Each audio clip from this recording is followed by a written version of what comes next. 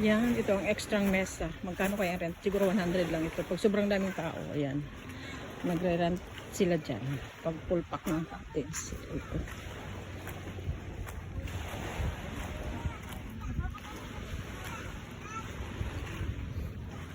Kainan na. Hi. Kumakain ng dalawa kong pamangkin. Ay, ano ba yan? Nag-aagawan na. Nung ulam nyo. Nung ulam nyo. Chicken and Sutanghon.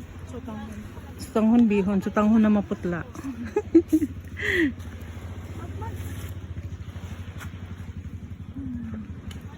Masarap. Okay, enjoy your food. Malinis dito na lugar. Malinis. Anong pangalan nito? Oo nga, hindi ko rin napansin doon kanina. Sana ba yung caretaker dito? Hindi, iba yun. Hindi. Parang doon banda. Doon pa.